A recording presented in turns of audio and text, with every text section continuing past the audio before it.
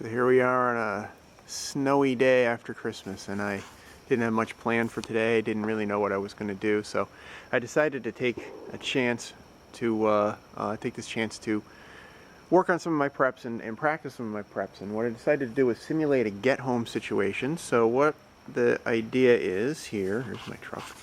What the idea here is to pretend that I'm coming home from work on a regular work day, dressed as I normally would be, equipped with what I would normally have in the truck, and then say I went off the side of the road, had to somehow go overland, and then I had to survive for a night.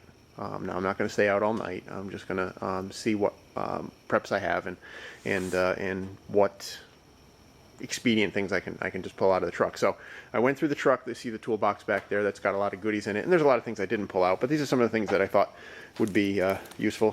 Pair of gloves that I usually carry in the truck. These are an extra pair of gloves that I found in the toolbox, and a hat. It's a little skanky, but it's a hat that I probably wouldn't have with me normally. Just a pair of socks, maybe come useful for something else. Aha, toilet paper. I'm always thinking ahead. A blanket, a couple of blue tarps. I think they're like 6 by 10 or 6 by 8. A length of Mason's line. Plastic bag. A roll of big black plastic bags. My flashlight. Hope it works. It works. Machete. Aha. This is my old Latin pattern Gavilon machete right from Colombia. I did a lot of work with this, and I knocked the tip off once, and now it's relegated to the toolbox. I found a utility knife, a couple of hand warmers. This is my get-home bag. I'll go over the contents of that later, but there's a fair amount of stuff in here. We're going to test the contents here. Handheld GPS, which may or may not actually have batteries in it. I can't believe I actually found these. My trauma shears. This is from when I was an EMT, and you can go see the 248. That was my employee number. So these are my original trauma shears, and I saved a couple lives using those. I found a lot of paper, which is good. Paper is tinder. Old menus for restaurants. Somebody had a popcorn container, receipts from gas stations. I also found a lot of used tissues. As gross as that may be, that's tinder right there. That's real easy starting stuff. A roll of duct tape, thank God. I had a bottle of water in there. This is stuff I pulled out. Well, this actually was in the truck. I don't know. There's some mini marshmallows for some reason. Somebody had some hot cocoa. And I also found in my work bag, which normally has my computer and that kind of useless stuff, I also have MREs. So I pulled an MRE out of my work bag. And I also found some candy. I don't know where those came from, but M&Ms and some chocolates, a bottle of water. That's basically what I've got to go with. This is what I'm going to go into the woods with, or at least a subset of this. I might only take one tarp. There is a tarp in here, but I kind of don't like taking tarps out of the wrapping because they're kind of hard to get back in. So this is what I'm going to take into the woods off that away, and I'm going to go find a spot and try to survive. Okay, now the scenario is this is some sort of escape and evade situation where I just want to move quietly through the woods, get home. It's going to take me a while to do so, but I need to be able to move quietly and quickly, as quickly as possible. So my pretend scenario here, I've been walking through these woods for hours, and it's coming up on time to get something to eat, refresh, relax a little bit. Can't really see it down through the roads, but there is a road, or through the woods. There's a road down there, and you might be able to see there's a house over here, not that far away from quote-unquote civilization, but this is sort of a perfect little hidey hole that I know of on my property. Yes, I have caves on my property. That's how awesome this place is. So I've got this dry little spot that's not being occupied by anybody. It's not really a cave, it's just an overhanging boulder, but it's dry, and it's not dry out there, so this is a good spot. Someplace I can keep warm. I'm gonna use this as my base camp and show you what I brought along with me. This is the backpack. I noticed one deficiency right away is that this backpack doesn't have enough room to hold extra gear. So I grabbed one of the plastic bags and I threw a lot of my stuff in there. Looks like a bag of garbage, and basically is, but it's going to be useful garbage. And here's like the gloves and the tarp and all that stuff. So I'm going to use all this stuff to the best of my ability. I'm going to try to get a fire lit.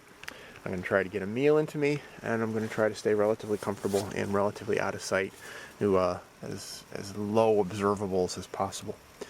And we'll see what we got here in a few minutes, see what I can get going for a fire. Last time I tried this, I tried lighting a fire with just, leaves and twigs and stuff like that. It didn't work out too well. I think I have a better solution here I want to test, and we'll see what we can get going.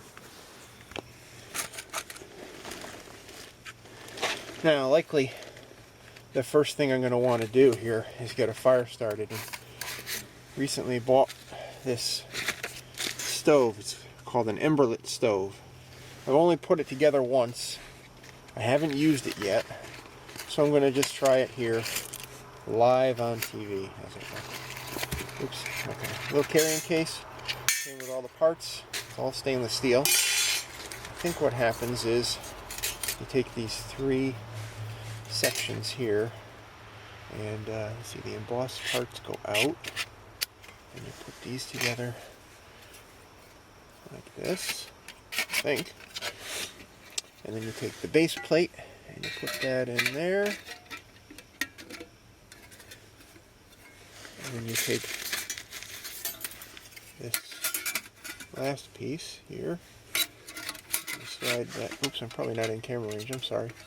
Slide that all together, give it a little twist, a little torque, oops, and everything slots together. And you've got yourself what basically amounts to a little rocket stove. A nice stable place for it. Crossbars to hold your cookware, if you so desire. $30 or so. You got yourself a nice little stove. Okay. Now, the thing is, I gotta fuel it. What do I use for fuel? Well, look around. You can see twigs and stuff, dried pieces of stuff, leaves. I'm gonna collect a bunch of that, and use some tinder, plus the stuff that I brought, maybe even the instructions, and we'll see what happens. Alright, I've gone about the process of collecting as much firewood as I can find reasonably. What I did was I took a look at the amount of firewood I had, decided that it wasn't enough, doubled it again, and now I'm looking at it, and I'm looking at pieces of wood that certainly aren't going to fit in there, so there's some stuff that's not going to go in. I've stuffed the stove with tissues and paper. There's a little bit of small tinder in there, and I think I'm ready to go. My goal here is to boil some water so I can heat up my let's see, what do I got? Beef stew, MRE. I don't really need to heat this up to eat it, but a hot meal is a little bit of a morale booster, so what the heck, let's try it. I haven't eaten an MRE in a while, so I'm interested to see how they are. The only water I have for drinking is this 1 liter, which is a deficiency in my preps in my truck. I got to fix that. There's got to be more drinking water. There's got to be more water to use. So I don't want to use this to boil and just to heat up an MRE. So I went out and I collected some snow in this pan, which I have to admit I did seed this into my kit. I didn't have this originally, but then again, I just added this, so the stove. So now I have a reason to have some cookware. I know that's going to boil down to like 3 drops of water. There's plenty of snow out there. I'll get more, but I want to have something ready to go. The other deficiency is this is the sum total of my fire starting technology. It's a waterproof case with some matches and a striker on the outside. That's it, baby. I think it's got a flint here that I could probably try to get a spark going, but come on, really? I didn't think ahead. I didn't just go buy some cheap lighters or a Zippo or something. Put a ferro rod in here, a magnesium block, something. I don't have any redundancy. This is stupid. This is really just plain stupid. So, but stupid is as stupid does. Let's see if stupid can start a fire. Okay, I'm like 3-4 matches in. They broke. A lot of the heads broke off as I was trying to strike them, but managed to get something going. So that's not bad. That's actually much better progress than last time when I tried just an open air fire with a little fire pit here in this location. The nice thing about this is that it starts to draw right away, and oops, I don't want to mess it up too much, mess up the airflow. It starts drawing air into these holes and makes a real chimney effect, and kind of gets roaring. So the smaller bits of kindling that I put in there are starting to go, and it's not as low observables as I thought it would be. This is quite a smoky bit of a fire, and especially under my little overhang here. But you know, well, hopefully, if I could put this in a little containment area, I'd have better luck at being low observables here. So I'm going to start getting my my water boiling here, and we'll see how long it takes to pull out the timer here and get an idea of what time scale is. More later. Okay, I gotta say I'm extremely impressed with this stove so far. I swear within a minute. No, I'll give it 2 minutes. This water was completely melted. I did add some water from my water bottle just because I'm too lazy to go out and get some more snow. But I do have a Katahdin filter in my pack here, so if I needed to, I could filter some surface water that I know is relatively nearby. But for simulation purposes, I think it was okay. This water really it's almost a full boil right now, and I've got my MRE in there. The stove just is amazing. It really just heated this water up. Within 2 minutes, it was simmering, and it's just sucking fuel in. It's actually almost a little scary how fast this thing is sucking the fuel in, and how much heat this is throwing off.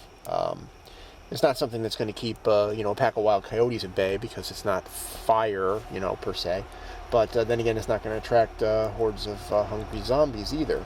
The thing I have to watch out for here is that I don't melt the part of the pack that's sticking out of the water.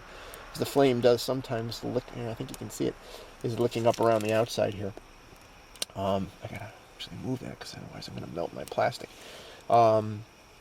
Man, this thing is awesome. I'm just gonna have to keep feeding it here.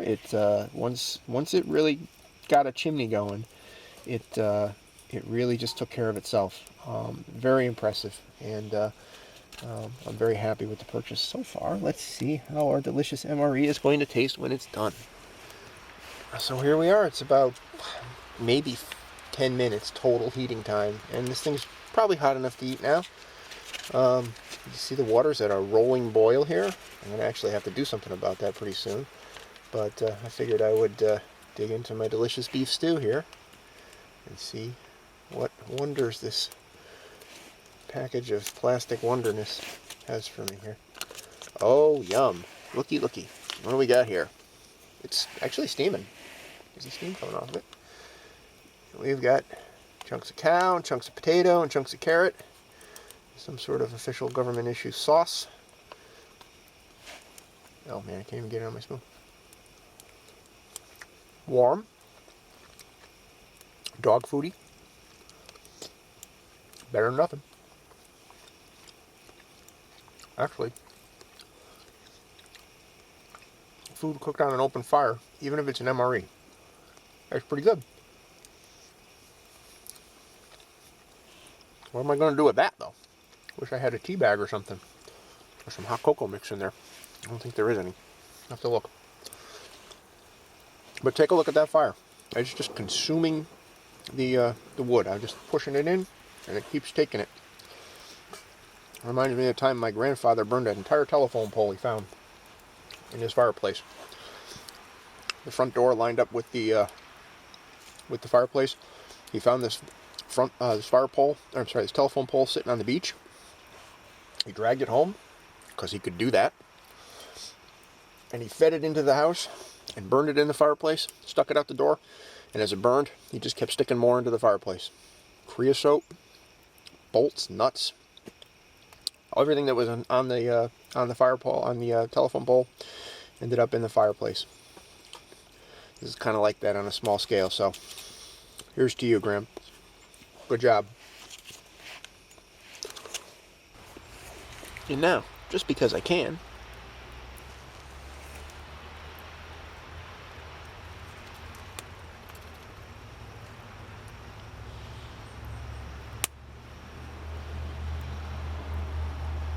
no reason survival can't be civilized. Oops. Oh well. Hey, they're toasty. Okay, well, my little experiment here came to a sudden end when my daughter showed up and came with the dog. And the dog walked around camp and peed on the tree right behind me. So I'm not interested in staying here anymore. The fire's out. And they want me back at the house anyway. So good test.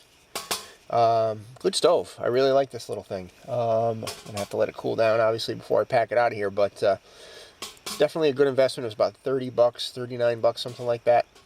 American made in Utah. The guy who makes them seems like a decent guy. Glad to support him. Get yourself one. It's a handy little thing. It only weighs, I think, 12 ounces or something like that when it's all folded up. Flat as a couple sheets of paper. Very packable, nice little tool. And I only went through a tiny little fraction, well, I wouldn't say a tiny little fraction of my fuel, but not too much. And my daughter and I had a fire going here for a little while until the dog peed on everything. So, there it is. Nice to practice my preps. Get out there and see where my problems are. My big problem here is I need another way of making the fire. And I need more water. And, well, there's probably a few more things I can't think of right now. I'll have to do this, do a little review later, a little AAR of this. So, enjoy. Practice your preps.